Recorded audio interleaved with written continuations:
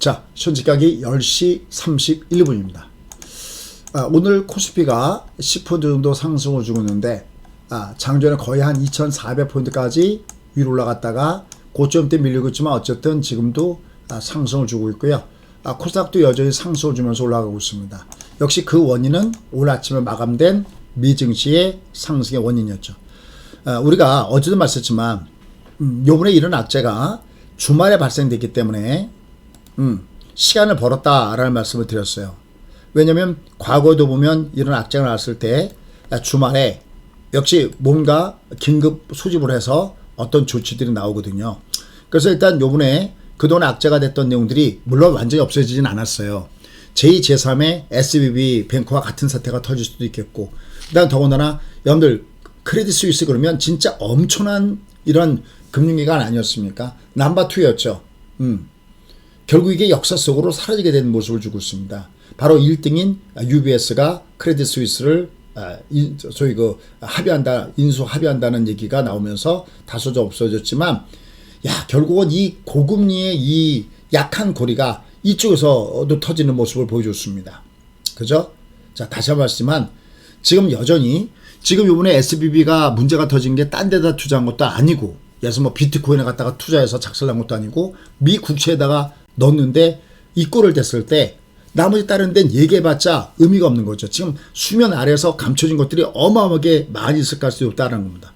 다만 이러한 가운데서 역시 이 시장을 좌지우지 않는 영향 있는 사람들이 계속해서 매스컴에 등장하고 있습니다. 가장 먼저 떠오른 것은 지난번 2008년도에도 뭐 골드만삭스라든지 뱅크 오브 아메리카라든지 이런과 연을 맺었던 여러분들 아시듯이 워런 버핏, 그 다음에 그 연준은 우리나라 중앙은행은 말 그대로 나라 거잖아요.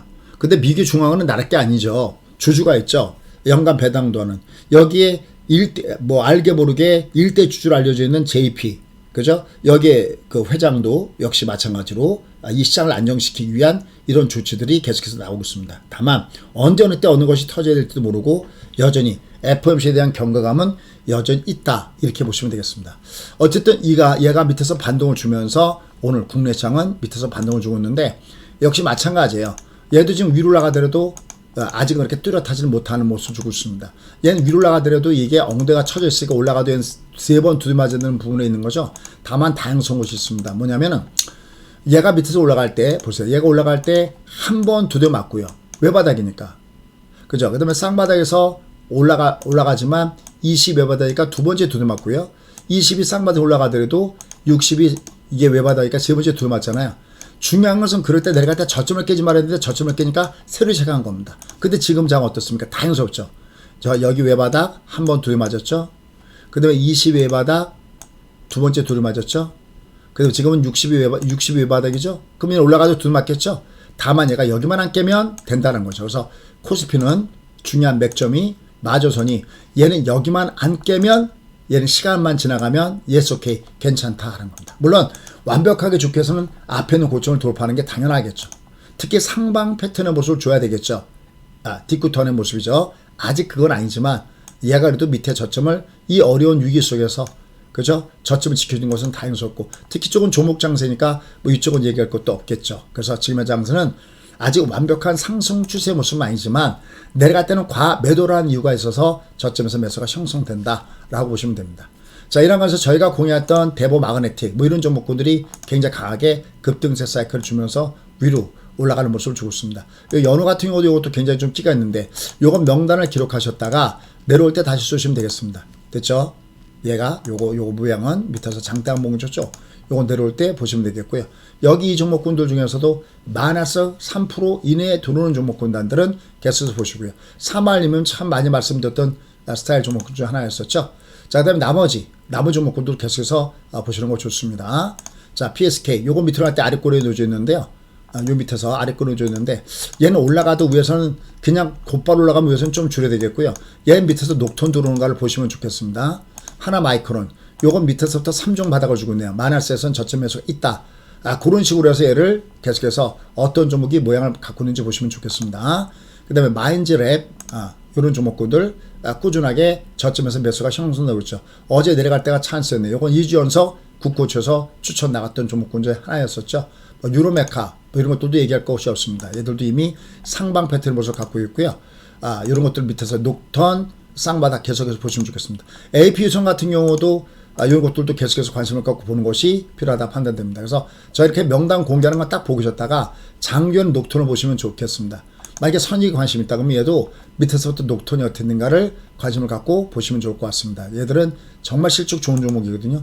덕산대우룩스 얘는 이게 조정받아도 외봉이었잖아요. 녹턴. 그럼 얘는 밑으로 갈 때 매수입니다. 실제로 얘는 오늘 밑으로 갈 때 잡아드렸어요. 컴퓨터님들은 내가 내려갈 때 저가 가서 매수가 되는 종목군단들은 이들 종목을 보시면 되겠습니다. 왜냐면 지금 장은요 아직 본격적으로 디크턴의 모습은 나오고 있지 않지만 모양을 보면은 근데 이쪽은 디크톤의 모습을 주려고 하고 있습니다. 이쪽은 얘가 부유니까 얘도 갔다가 잡혀나가겠죠.